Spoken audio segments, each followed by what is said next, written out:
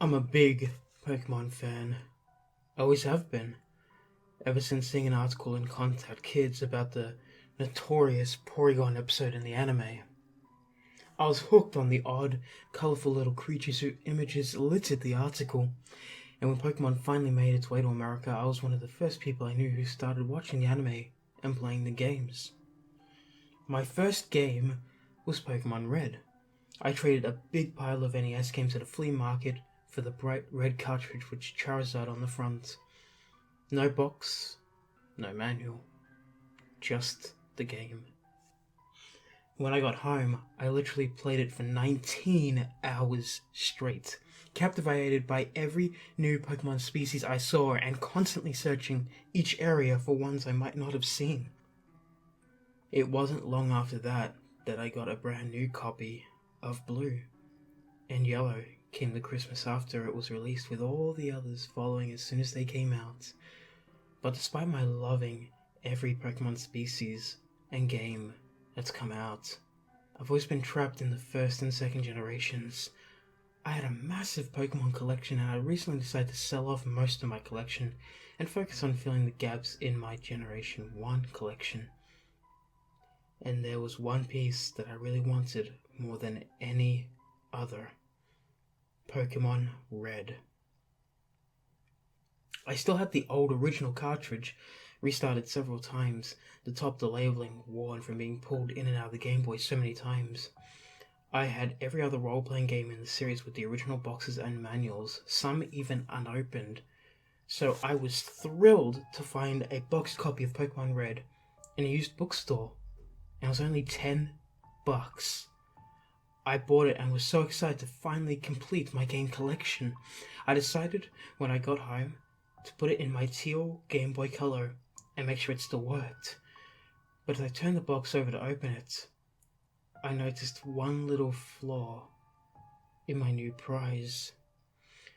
The vintage Sugimori Cubone image on the side looked like it had been drawn on with a red pen or a marker. The eyes were red, with a red tear trickling down the skull.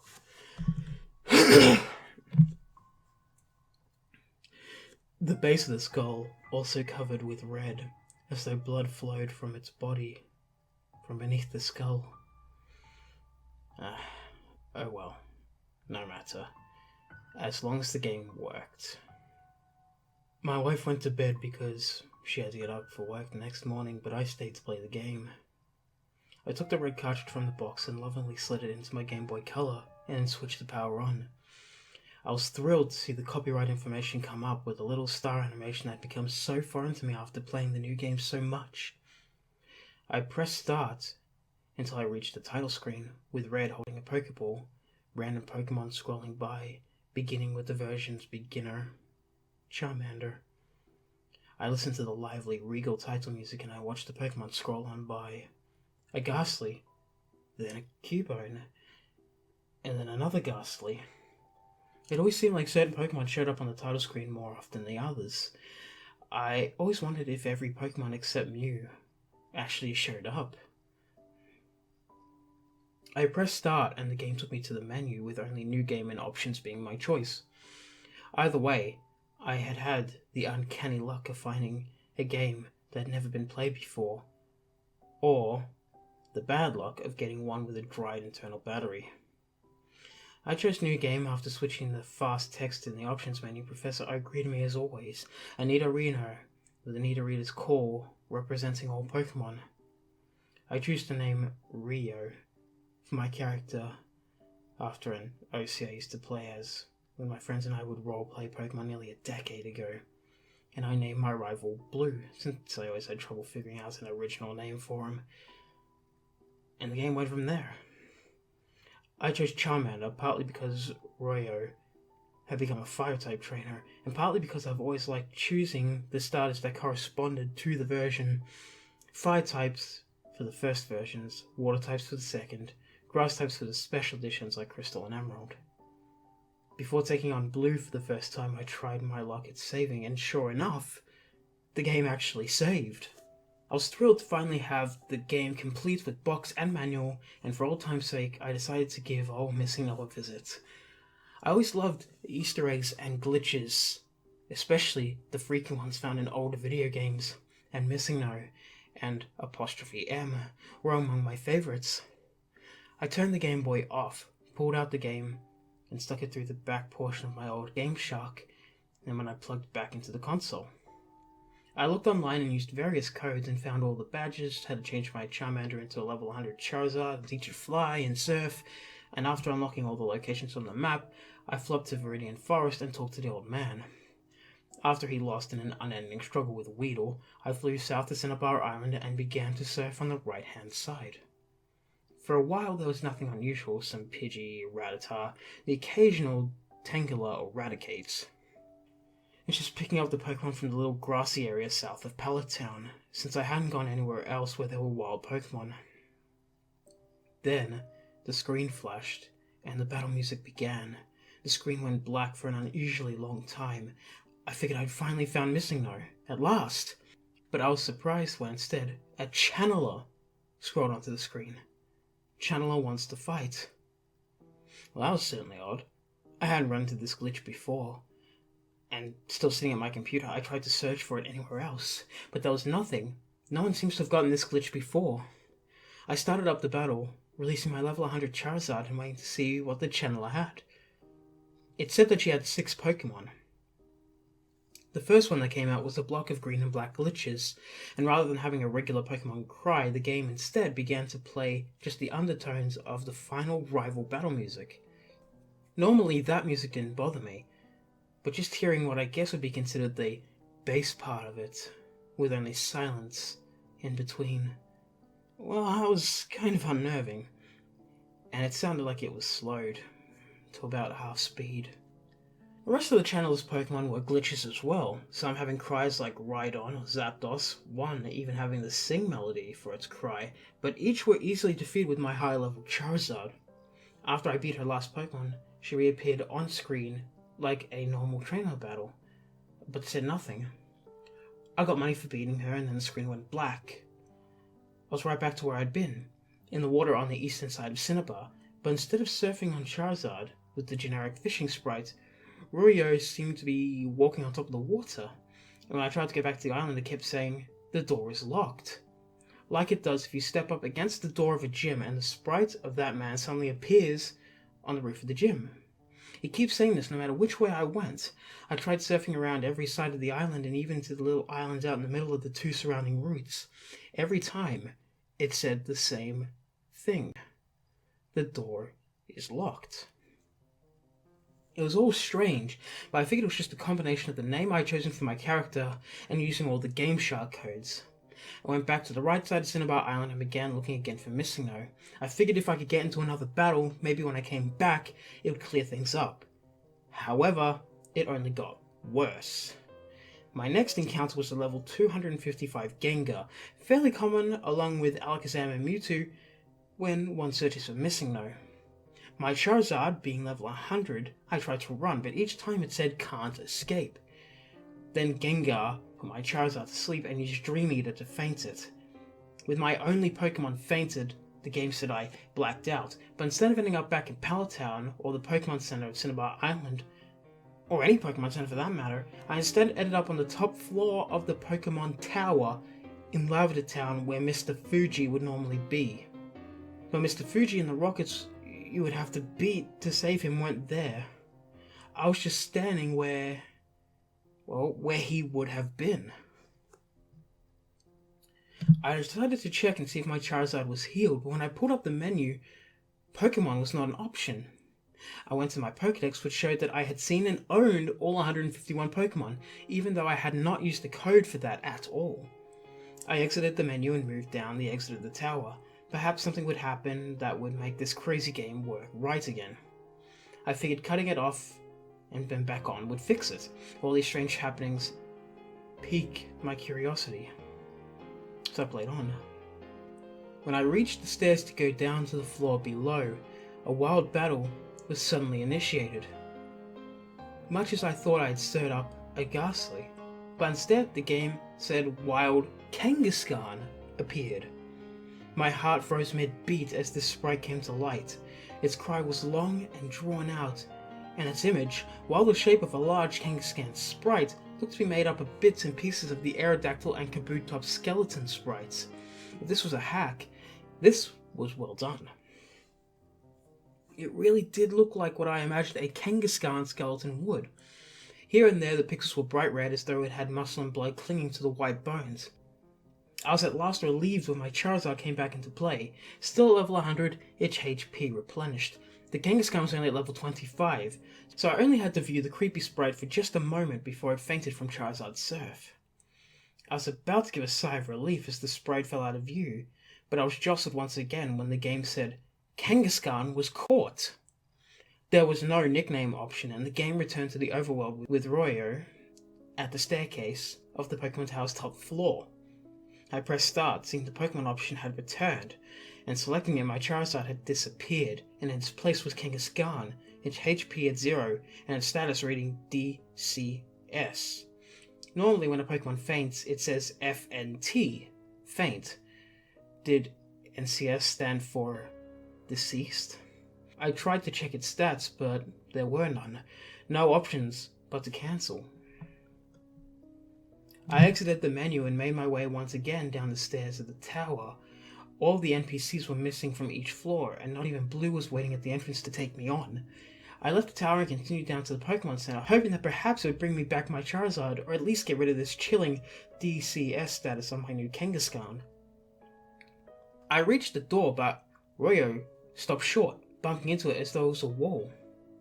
I tried to head to Route 8, but the same thing happened, and without my Charizard to fly me out, well, I was trapped there, in Lavender Town. I tried to enter the Name Raider's house, and the Pokemart, to no avail. The only other choice was the Pokemon house where Mr. Fuji lived, and for some reason I was able to go in there. Once I entered, the Cubone that can always be found there turned in my direction, a speech bubble with an exclamation point appearing over its head. I had seen the same Cubone on countless other games, even walked up and talked to it, and it had never done that. At this point, I figured nothing about this weird red version would surprise me, but... Oh, I was wrong. I wasn't even sure why I was still playing the game. It was past 11 at night, and although I didn't have to go to work the next day, I was growing tired.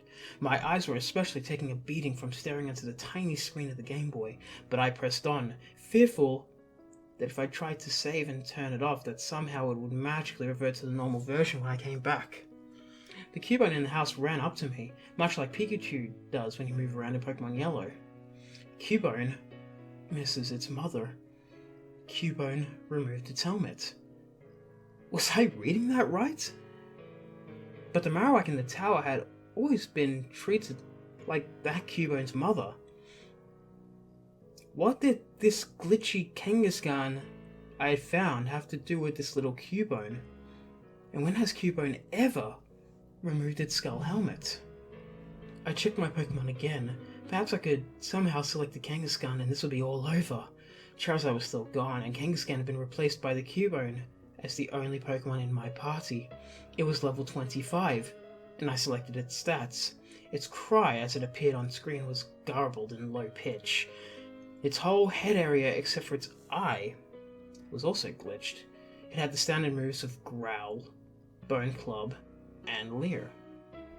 I exited the menu, finding that Cubone's overworld sprite was gone, and left the Pokemon house. Not even wanting to find out what any of the NPCs there would say about the incident, I tried Route 8 again, and to my relief, I was finally able to leave Lavender Town behind.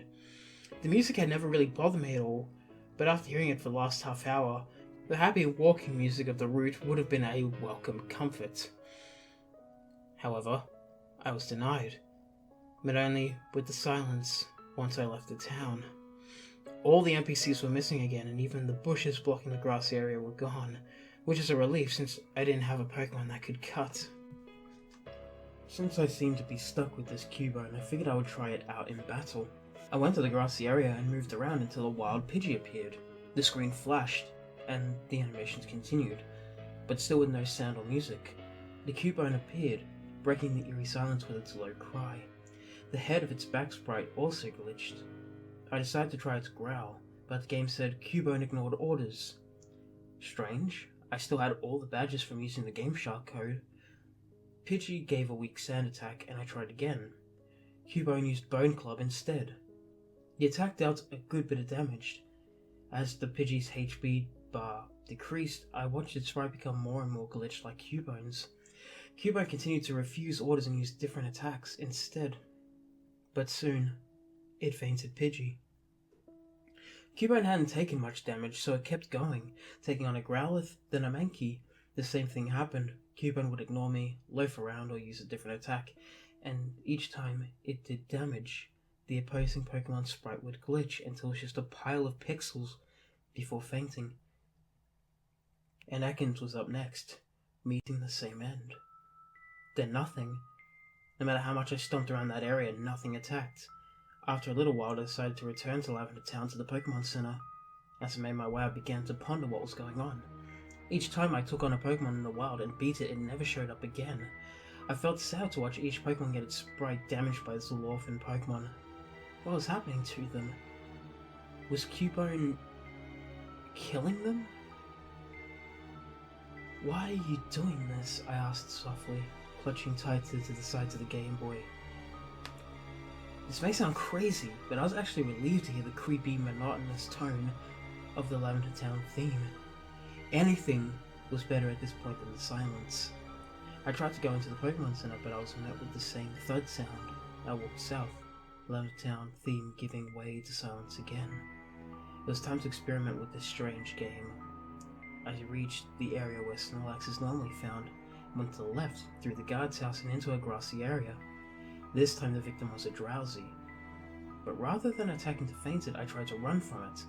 At first it said can't escape, and the Drowsy used hypnosis on Cubone, putting it to sleep. Again I tried and I was unable to escape, but instead of it jumping straight to Drowsy attacking, the game said Cubone's thrashing about. Cubone's thrashing about! Even though it was asleep, it dealt damage to the opponent, fainting it and returning me again to the overworld. I checked Cubone's stats. It was still asleep. I continued on, coming across a Spearow. I tried to escape again, but Cubone thrashed around, injuring the bird. It was the worst one yet. Instead of simply being glitched, half of its sprite slumped down a few pixels, as though that side of its body had gone limp. No. No. I whispered, trying to escape again. Cubone awoke from its sleep, and I was able to leave. I wandered through the grass. This was the real test. I gasped as a Spearow appeared. Not just any Spearow. The same Spearow with the slumped side and low HP. I couldn't bear to look at the poor Spearow any longer. I never liked Spearow, but no Pokemon deserved this. Stop it! Can't you see you're hurting it? I suddenly burst out, overcome with emotion. Tears began to stream down my flushed cheeks as I shook the Game Boy back and forth. Just stop! I fell silent as the dialogue box appeared. Cubone ignored orders. Cubone used Bone Club. That finished the Spearow. I hadn't even given it a command. At least, not in the game. Once I returned to the overworld, I decided to check something. With trembling thumbs, I opened the menu and selected Pokédex. It said that I had seen and owned 143 Pokemon. The slot for Charizard was empty. So was the one for Pidgey and Spearow. Each one that Cubone had defeated disappeared from the Pokédex, and the entire game. Strangely, Kangaskhan was also gone. It was now about 2 in the morning by the time I discovered this, but I was wide awake, shivering in the cold silence of the night. I was shaken by all that had transpired, and I just wanted to find a way out. What did Cubone and Kangaskhan have to do with each other? They were both ground types in similar areas of the Kanto Pokédex, and I suppose Cubone looked a little bit like the baby that the Kangaskhan usually carry in their pouch. I decided again to consult the all-knowing internet. Perhaps it had nothing on the channeler glitch I had found, but maybe someone had seen the connection. Then I saw it. Searching Google images for Cubone, I began to see images of people I made transforming the sprite from Cubone into baby Kangaskhan. I read further, discovering the theory that Missing No was originally the baby Kangaskhan sprite, removed from the game and replaced with the blocky mass of glitches. And while this may not be true, all the connections between Kangaskhan and Cubone that I found were undeniable. Kangaskhan had been killed, and the Cubone seemed to be seeking vengeance. I wasn't sure if the fact that I had been up so late or the eerie silence of the game, but the idea really got the better of me. An innocent baby Kangaskhan, forced to watch its mother die, waiting weeks and months on end for the body to decay and the bones to bleach, finally arriving at the day when its mother's head was suitable for it to remove and wear. But this Cubone had removed its helmet when I arrived with its mother in my party. There was something I needed to do to end this. It wasn't the Marowak soul that needed to be put to rest, it was the Cubones. I returned again to Lavender Town and re-entered the Pokemon Tower. Nothing. I went up each floor, meeting no NPCs or wild Pokemon.